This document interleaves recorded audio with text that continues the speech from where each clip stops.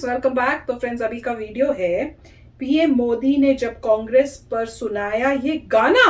मोदी जी ने गाना गाया, ये कब हुआ था?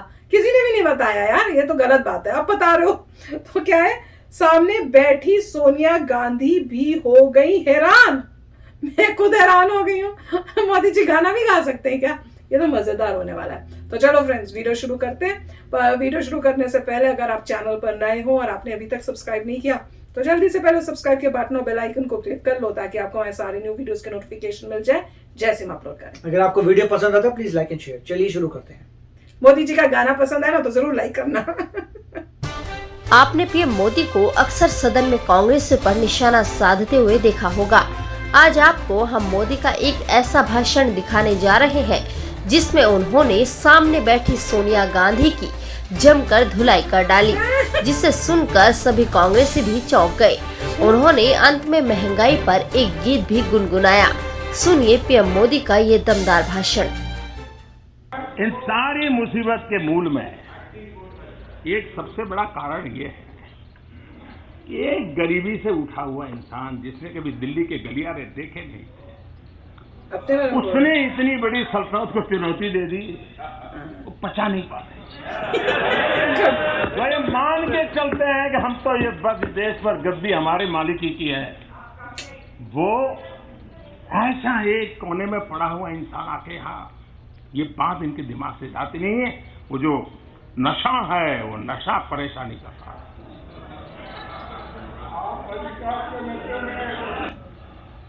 और हो सकता है कि कविता जो हुस्न से शुरू होती थी वो उनकी नजर गई। मुझे समझ नहीं आया कि उनको हुस्न वाली पंक्ति क्यों पसंद आई। लेकिन उसी कविता में अगर आपने जिस परिवेश से आप पैदा होकर के आए हैं, आपके परिवार ने जिस संघर्ष से आप निकला हुआ है, अगर वो चीजें आपको याद रहती हैं तो हुस्न वाली पंक्ति है तरफ नजर नहीं। अगर वो होता तो आपकी नजर रहती होगी ना, बोली होगी। और मुझे तो बहुत बराबर ये चीज दिन रात याद रहती है आप लोगों के कारण। उस कविता में लिखा है, जब कभी झूठ की बस्ती में सच को तड़पते देखा है, जब कभी झूठ की बस्ती में सच को तड़पते देखा है, तब मैंने अपने भीतर किसी बच्चे को सिसकते देखा। आपके झूठ के कारोबार से क्या होता है ये कविता में आपको दिखाई देना चाहिए, लेकिन वो नहीं।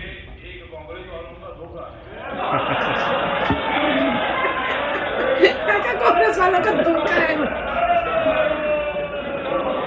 अगर वो बचा होता तो उसके आगे की पंक्ति आपको जरूर दिल को छू जाती। आगे की पंक्ति है, अपने घर की चार दीवारी में, अपने घर की चार दीवारी में अब लिहाफ में भी सिहरन होती है। अपने घर की चार दीवारों में अब लिहाफ में भी सिहरन होती है। जिस दिन से किसी को गुर्बत में सड़कों पर ठिठुरते देखा है। इसके लिए संवेदना होती है, दर्द होता है, तब जाकर के बात बनती है जी। एक तरफ हमारे खिलाड़ी पदक जीतने के लिए मेहनत कर रहे थे और ये कॉमनवेल्थ में अपनी वेल्थ को जिताने में लगे थे। नामदार को पता चले कि इसको मदद की जरूरत है, बैंक को फोन चला जाता था, रुपये निकल जाते थे, पहुंच जाते थे, किस काम के लिए कौन ले जाए, कहां ले जाएगा। अब सब निकल रहा है तो परेशानियां बढ़ रही है। कांग्रेस ने यह कहा, जब सर्जिकल स्ट्राइक की बात आई, मैं यहाँ उरी फिल्म की चर्चा नहीं कर रहा, मैं सर्जिकल स्ट्राइक की बात कर रहा। गुड। तब कांग्रेस ने कहा हमारे समय भी सर्जिकल स्ट्राइक हुआ था। हाँ हाँ, आप आपके पास सब कुछ है, आपके पास सब कुछ है, ठहरिए, आपके पास सब कुछ है। आपको घंटों तक बोलने दिया है, आपको घंटों तक बोलने दिया है। अगर उस समय सेना की वो हालत ही नहीं रहने दी थी आपने, सेना को एक प्रकार से आपने निहत्था बना दिया था, वो स्थिति नहीं थी कि सर्जिकल स्ट्राइक करने का कोई निर्णय कर सके। ये हाल बना के रखा था। ये सत्ता भोग के कारण आपके अंदर आई हुई विकृति है। और महात्मा गांधी बहुत पहले भनक गए थे, उनको अंदाज आ गया था कि सारी बीमारियों को रिसीविंग कैपेसिटी सबसे किसी की ज्यादा है तो कांग्रेस की है। और इसलिए महात्मा गांधी ने उसी समय कहा था कांग्रेस को बिखेर दो। कांग्रेस मुक्त भारत ये मेरा स्लोगन नहीं है, मैं तो महात्मा गांधी जी की इच्छा पूरी कर रहा हूं। गुड। और 150 साल है महात्मा गांधी जी के, ये श्रद्धांजलि के रूप में ये काम करना ही करना है।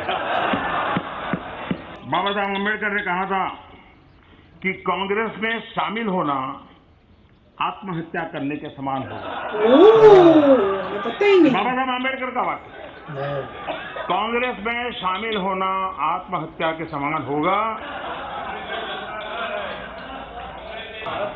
आज यहां सदन में महंगाई को लेकर भी कुछ बातें हुई, हकीकतों से बिल्कुल परे, सच्चाई से परे।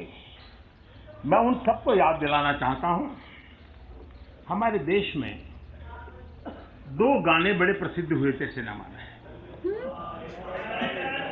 एक था बाकी कुछ बचा तो महंगाई मार गई, एक गाना था। और दूसरा गाना था महंगाई का जो पॉपुलर हुआ था, महंगाई डायन खाए जाता है, कौन सा? महंगाई डायन खाते जाते हैं। अब ये दोनों गीत किस कार्यकाल के हैं? पहला गाना पॉपुलर हुआ था तब श्रीमती इंदिरा गांधी जी प्रधानमंत्री थी और इन्फ्लेशन 20% से ज्यादा था। और दूसरा गाना रिमोट कंट्रोल वाली सरकार थी और 10% से ज्यादा इन्फ्लेशन था। तब ये गाने लिखे गए हैं, तब गाने पॉपुलर हुए थे। महंगाई और आपका अटूट नाता है, अटूट नाता। इस देश में जब भी कांग्रेस आई है, महंगाई हमेशा बढ़ी है। इंदिरा जी के समय 30% से प्लस चला गया था इन्फ्लेशन। ये आपने कारोबार किया था। अब आप 47 से शुरू कर रहे थे, कल मैं खोल के रखूंगा तो पता नहीं क्या क्या निकलेगा। तो फ्रेंड्स, गाना तो नहीं गाया पर पोएम जरूर सुनाई। और मेरे ख्याल से पोएम इसलिए सुनाई क्योंकि ऐसे लगता है वह कांग्रेस में से किसी ने उस पोएम की कोई एक लाइनें बोली जिसमें कोई हुस्न या ब्यूटी के बारे में था, तो उन्होंने कहा आपने ये तो बोल दिया, पता नहीं क्यों आपने वो चुनी, आपको हुस्न ही बड़ा वो दिखा। पर एक्चुअल जो उसके नीचे जो था वो फिर उन्होंने पढ़ा कि एक्चुअल में वो जो था कि कैसे बच्चे के दिल, मतलब दिल भी रोने लग जाता है उस टाइप से। तो उन्होंने अच्छा सुनाया और काफी मेरे को लगता है पुरानी वीडियो है, क्योंकि मोदी जी का तो गेटअप अब ऐसा है ही नहीं, पर यार क्या धमाकेदार स्पीचेस देते हैं। तो वही मैं देख रही थी और जिस तरह से उन्होंने बोला ना, रिमोट कंट्रोल वाली गवर्नमेंट, और भैया ये हुआ और ये, वो बहुत शॉकिंग था कि जो बता रहे थे कि क्या बोल रहे थे कि कांग्रेस में घुसना या उसमें उसका में वो ना, वो तो आत्महत्या, हाँ, कि आत्महत्या के इक्वल है। तो काफी शॉकिंग मतलब लगा कि भाई ऐसी स्टेटमेंट उनसे आई थी। वही ना, सब कुछ जो उनके अगेंस्ट है वो सब दबा दिया जाता है, पब्लिक के पास तक पहुंचता नहीं है। अब मोदी जी आए हैं तो बता रहे हो, वो बहुत शॉकिंग था कि वो कह रहे हैं कि वहां पे हमारे प्लेयर्स गए हैं खेलने और मेडल्स लेने की कोशिश कर रहे हैं, और यहाँ तुम कॉमनवेल्थ में गए और तुम यहाँ पे अपनी वेल्थ चाहते हो।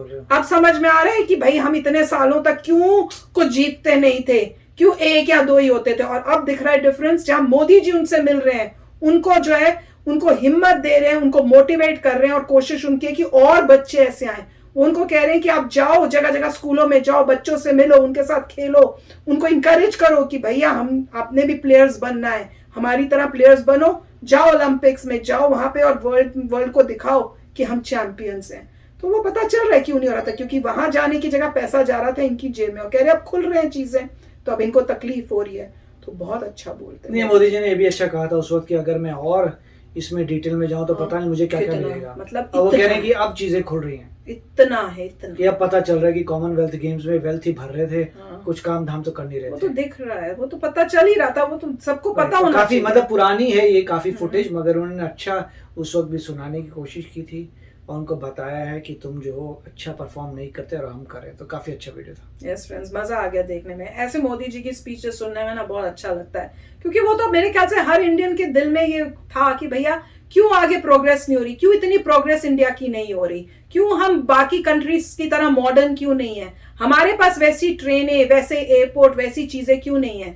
इंडियंस जब जाते थे यहाँ पे आते हैं, वो उनको लगता है अरे इतनी सफाई, सब कुछ इतना अच्छा इंफ्रास्ट्रक्चर है यहाँ पे, और इंडिया में क्यों नहीं है। तो अब पता चल रहा है, क्योंकि अपनी जेबें भरी जा रही थी। अब गवर्नमेंट आई है, वो कोशिश करिए जल्दी से जल्दी ये सब चीजें चेंज करे। तो वीडियो बहुत ही अच्छा था। तो फ्रेंड्स, होप करते हैं आपको भी मजा आया होगा। अगर आपने देखा हुआ है तो पुरानी यादें आपकी ताजा हो गई होंगी। हमने तो पहली बार ही देखा, मुझे तो बहुत अच्छा लगा।